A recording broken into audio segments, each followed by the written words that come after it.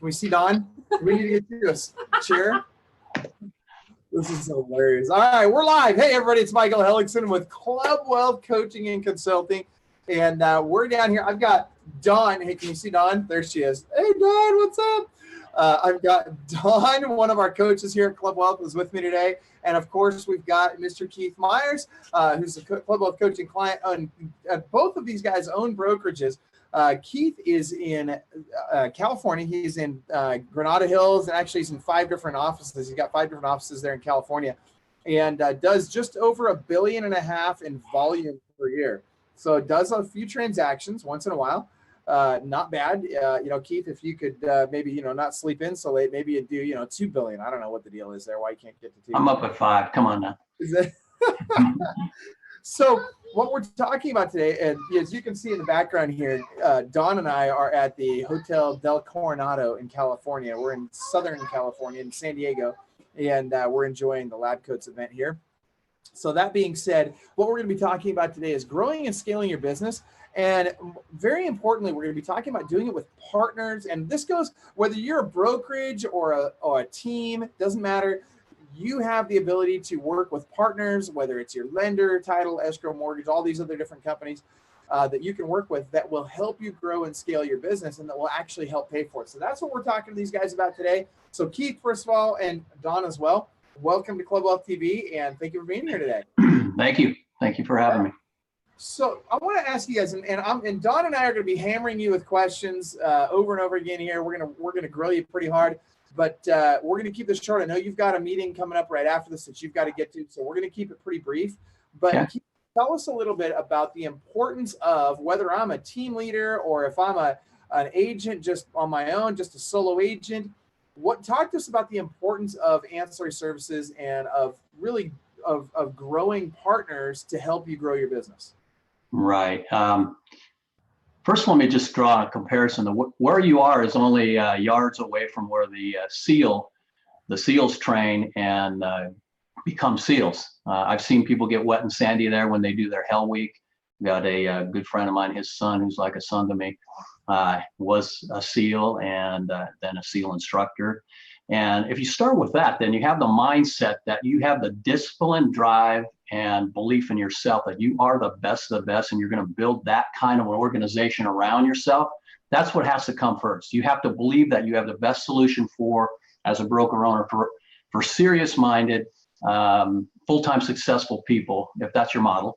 And then you have to you have to imbibe that in all your staff and leadership, and then create that atmosphere so that you can attract the best. So when we're launching into what you're talking about, the multiple streams of income, we all know out there, if we're broker owners, that the profit margins are skinny, bordering on, particularly in Southern California anyway, I can speak to, sometimes negative. We've gone through some years where we're feeding the kitty instead of the other way around. So we have to constantly look at better ways to more efficiently run our brokerage, because I am a belief that we should try to have a successful and profitable company as the basis. However, we really need to look at all these different ways to grow different streams of income, as long as they can be accretive to your company and can add value to the agents that you're providing and ultimately the consumer. Talking to Long Doan and Mark Bernier, they're real good at this, and I can learn more from them, because here in Southern California, we're an area where most of the companies of size do have ownership of an escrow company.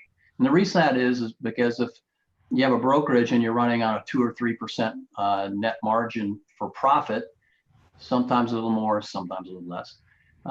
Owning an escrow company can get you into a business where that profit margin could be 30 to 40%, depending on size and a lot of different things. So that's real attractive for us to try to do that. There's others like mortgage, aircraft going by here, mortgage and title and now insurance, marketing arms, property management, There's more all the time. There's moving companies. A lot of people are getting into things that we have not yet, but we're analyzing and moving into some other things. We do have a relationship with 2 lenders that layer upon all our offices, and now soon to be, we just opened our 6th office last week. We're having our first sales meeting this afternoon there, and we're opening our 7th office. That's in Moore Park, and then we're opening in San Fernando, the city of San Fernando, in about 2 weeks. That'll be number 7. So we're on a growth mode. We're contrarian. We're going after it. We're going to try to drive some value and get people to think Remax again, particularly our company. But scale and size, I think, really can help that. As I look around, I look at some of these companies and sorry, I'm talking so long. This is my monologue, and then I'll go back to answering questions. It seems like the death area is to build a company of about 15 or 20 agents, and then they plateau, particularly in the Remax system. Some other systems, independents, and particularly Keller Williams has done a lot better with growing large companies, large offices. But I've seen that, and man, I'd rather just shrink back down and run a team than have a company of 15 or 20 agents. So you have to put a plan in place where you're going to get to 50 and beyond, so that you can drive traffic to these ancillary businesses and make them all profitable and feed each other and provide value and be an attraction to great agents and so on and so forth. Okay, that's actually a really interesting comment. And by the way, I think that's whether you're in California or you're in Kansas or wherever. I mean, I know you guys, in Kansas, for example, they have, instead of escrow companies, they own grain silos, that sort of thing. But, another income stream, what do you say? But at the end of the day, regardless, and again, whether we're talking about a solo agent, right, where they're just getting their mortgage broker to contribute to events and that sort of thing, or we're talking about a team where they're growing in size and they're getting their buyer agents and everybody to work with their same service providers, or we're talking about a brokerage at scale, right? You hit the nail on the head. The more transactions you're doing, the more leverage you can create by using these vendors. And the more that you do that, the higher your profit margins become.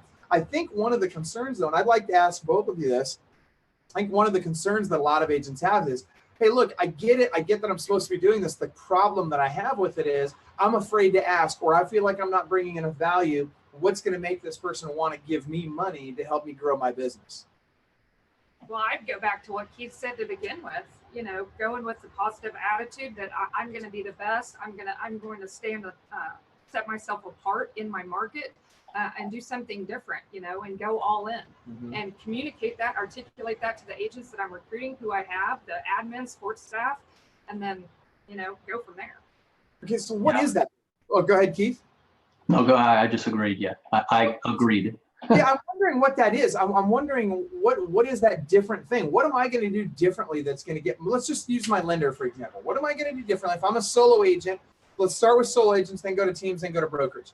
So what am I going to do different that's going to get my lender to want to give me money every month? Well, I can start, I probably was the last to be a solo agent or the quickest out, which was only a couple of years ago, to be perfectly honest. And so just communicating and articulating my vision, to be perfectly honest, and going from 20 transactions as a solo agent to 40 transactions to 65. Oh my gosh, she's for real. So let's jump on that bandwagon because she's got things going on, and continuing to show that growth and provide value from me versus ask, give. And now everybody's knocking on our door because we went with that philosophy. Okay, so that's actually a really good point. So like if I'm, let's say I'm a solo agent out there, I want to start getting my lender to help contribute to stuff. What you're saying is don't just think, if I haven't sent them any business, don't just go ask them, say, hey, can you start sending me, money every month? Okay, so how much business do I need to be sending somebody before I can start asking them to contribute to the marketing budget, for example? I honestly don't think it's about the number of business. I think it's the relationship and articulating the vision and staying in relationship with that vendor over time, and then continue to grow and have a good plan in place that you can articulate, the growth plan, so they can hop on your bandwagon. Right. Yeah, that makes sense. Keith, you've been through this too, right? Where you've had companies like your escrow company, for example. Before you owned an escrow company, you had to go out and somehow you had to convince somebody, hey, look, we're going to send you a ton of business. We're going to help you grow. You had to share the vision with them. Tell us how that went. Yeah. Well, first of all, nobody better than you and Club Wealth on helping the agent see that. You know, and what Don said, it was what I was going to say, which is, you know, you have to give to get. So give something, and then you need to ask, and you have to create that relationship, that symbiotic, that you're adding value to each other. And I don't think it's a lot. I mean, once you start, you know, once you give one, you know, you start seeing how that you mutually benefit that way. But then on the company side, I guess it's the same thing. If, you know, one of the things that we've done in escrow is that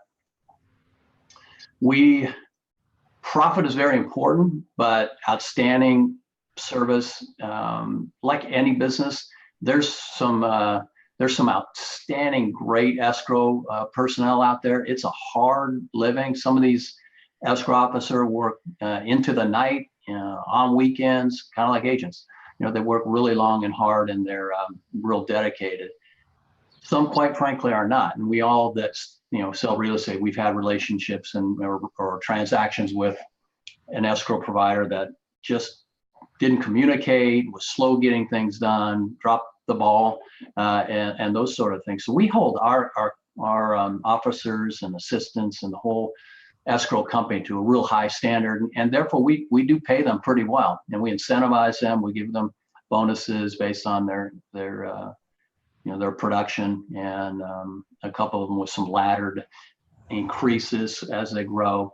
And we found that for that reason, we have a very stable escrow company. Most of them have been with us for 15 years or more. So that's real important. If you're going to do something and you're going to build, you got to build it right. And sometimes you got to pay to play. And if you go on the cheap, you're going to blow up, and then you're going to lose the respect or support from your agents, and you got to start over again. There was a time years ago, probably about 15, 18 years ago, we had converted an escrow division, a broker escrow division, into, at the time, Department of Corporations Independent Escrow, and went through the issues to do that. At a time, none of our competitors around us were doing that. They all had broker divisions because it was cheap and easy, and barriers to entry was very low. We felt this was the professional way to go. And by the way, now we're doing about 32% of our business is outside, not controlled by our agents. So it's been a good bet. But the business was rapidly expanding. So access to good people, good escrow officers, was tough. And we had somebody leave us for a reason that doesn't matter. So we had to hire somebody pretty quickly. And, you know, out of a scale 1 to 10, this particular person, I was hoping she was a 6 because I knew she wasn't a 10, but maybe we'd get by for a while. Well, she was a 4, and it was ugly and it was horrible, and nice person, but just underqualified. And, you know, it put a chink in our armor, and it took a while to get past that. So we replaced her eventually, and now have who I think is the best escrow officer in America. But anyway, we all have our favorites, but this guy's a rock star, and he leads my whole escrow company.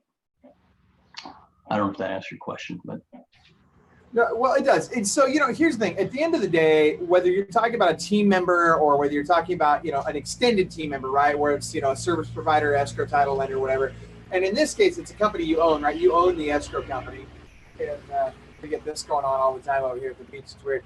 Anyway, that said, regardless, you're right. You've got to have the right people in place on your team. So I want to back up a step, because I know there's a lot of people out there that feel like, hey, I've got a service provider. By the way, those of you that are watching, I want you to do me a favor. Those of you that are watching right now, type in your screen, what are some service providers that you have a relationship with, that you work with on a regular basis, and particularly those people that stand to gain from your referrals, from you guys, agents, sending them referrals. So type that into your screen on the Facebook post right now. I'd like to see what kind of companies we're talking about here, but understand this.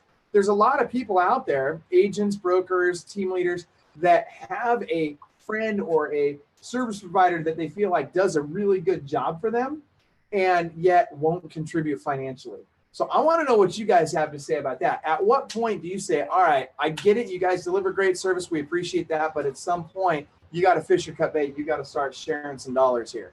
Well, I'm still in growth mode, so I haven't experienced that just yet because I'm in growth mode. So maybe Keith can speak to that a little bit better.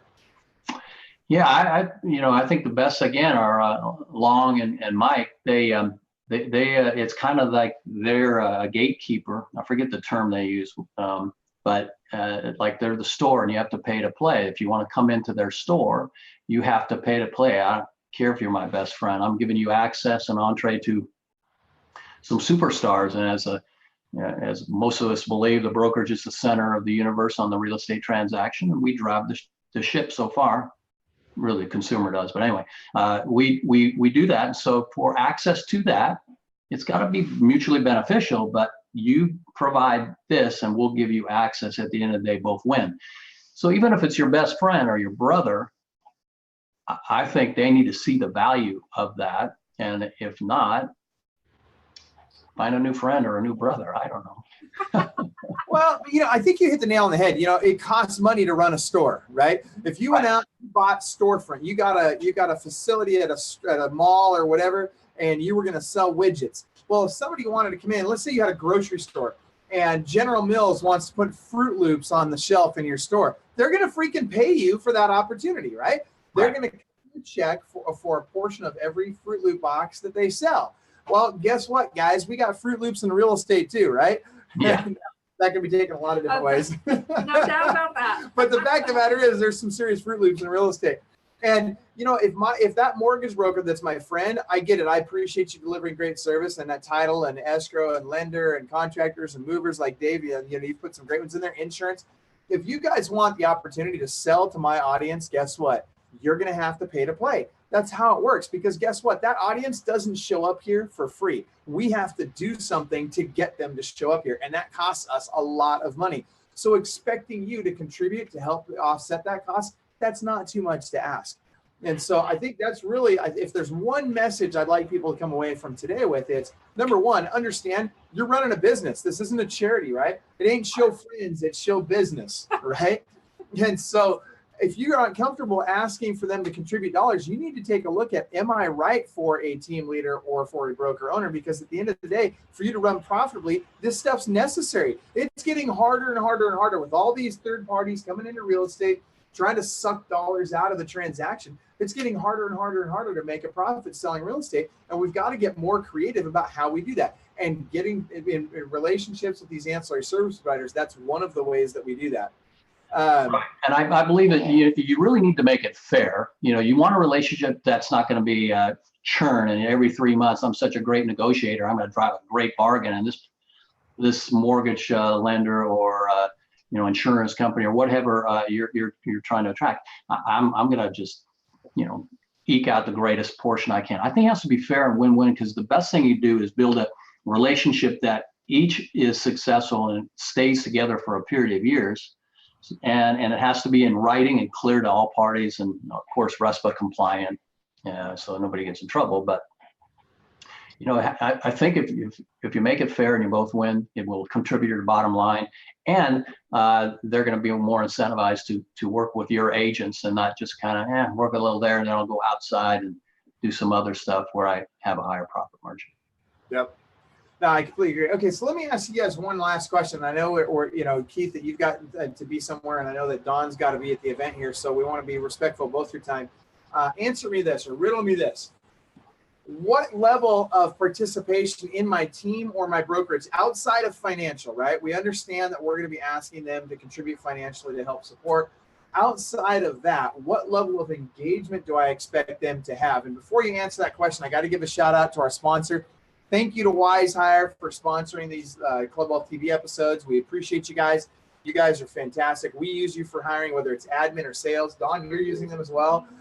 Keith, are you using Wise Hire yet? We got to get you using Wise Hire if you're not already. I'm writing it down. I need to hire somebody, so I'm going to try.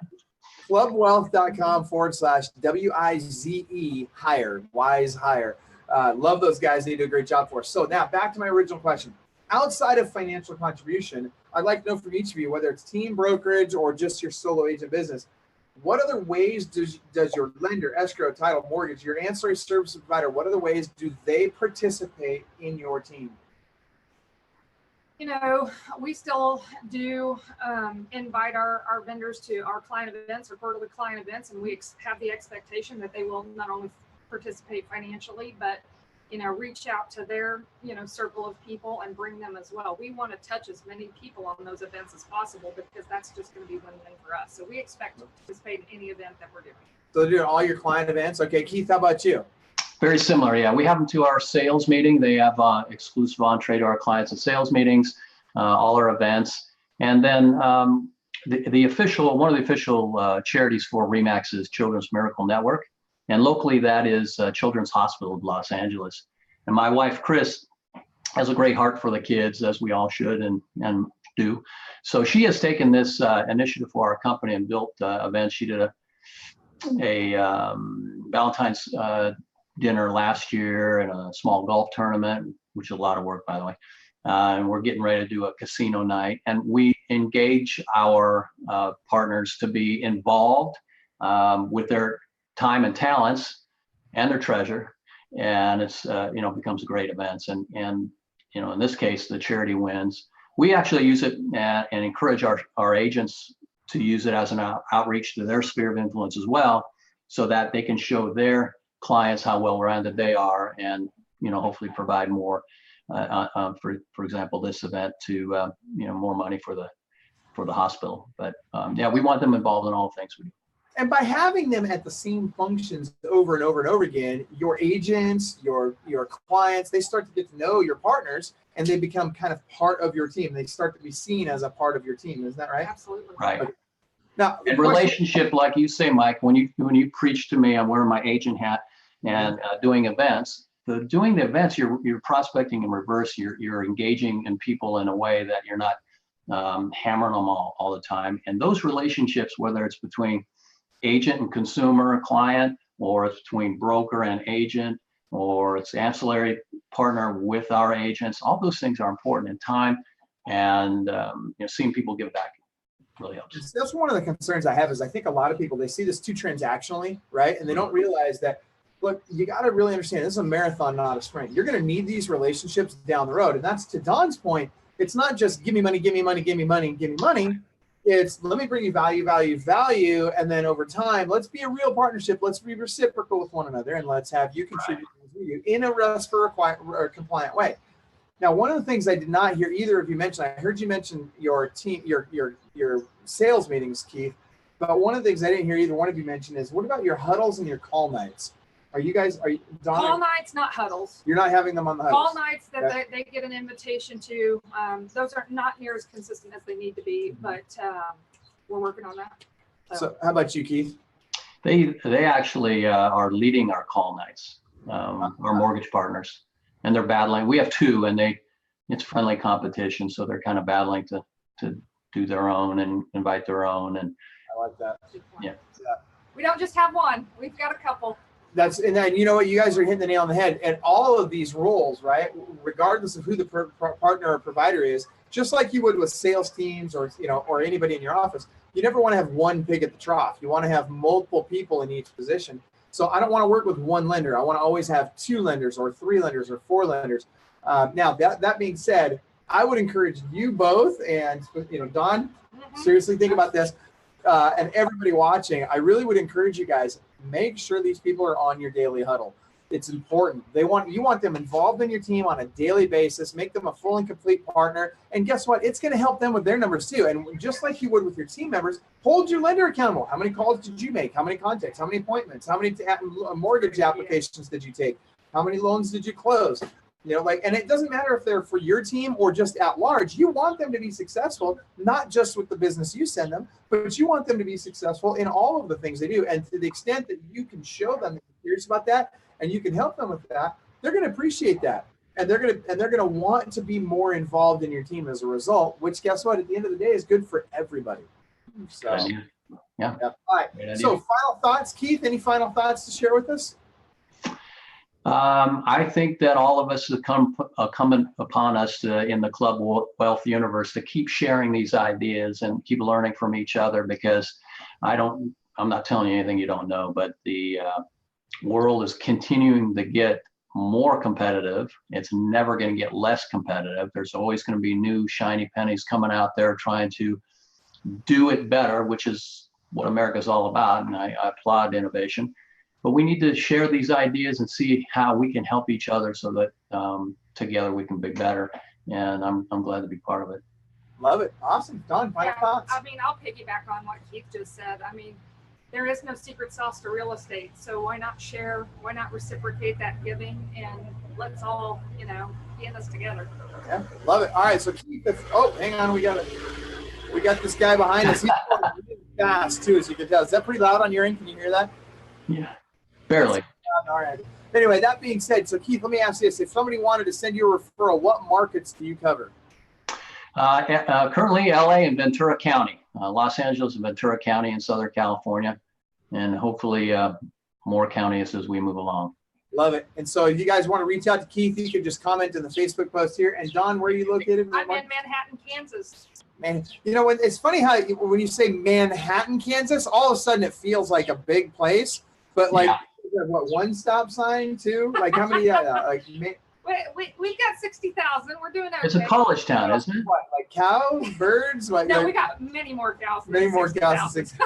What were you college saying? Town though, right? You got to have a young college town, right? Oh yeah, we're K-State. Yeah, K-State. Oh, K-State. Oh yeah. Oh, it's a big deal. It's K-State. It is a big deal. Don's got like a 75% market share, so it's I'm working on it. So Manhattan, Kansas. You guys got any referrals there? Shoot them Don's way. Fort Riley's there. A lot of military. Fort Riley. Right on. So you're used to all this helicopters flying overhead and stuff. All right. Well, very cool. All the Manhattans are fun. Manhattan, New York, Manhattan Beach near me, and Manhattan where Don is. There you go. The little apple. That's what we call it. Are you serious? Yes. Oh, that's funny. That's hilarious. All right. Well, guys, thank you so much for being with us on Club Wealth TV today. I appreciate you guys taking the time. Those of you that are watching, don't forget to reach out to Wise Hire for your hiring needs. And folks, we will see you at, we'll see you on Club Wealth TV next week. And we'll also see you at Business Strategy Mastermind Conference in November. If you haven't signed up already, go to clubwealth.com/BSM. That's BSM as in Business Strategy Mastermind Conference. And get signed up because you don't want to be experiencing FOMO like I know a lot of people are because they're not at the event we're at today. So, all right. Have a great day, everybody. Thanks a lot. Thank you, everybody. Thanks. Bye-bye.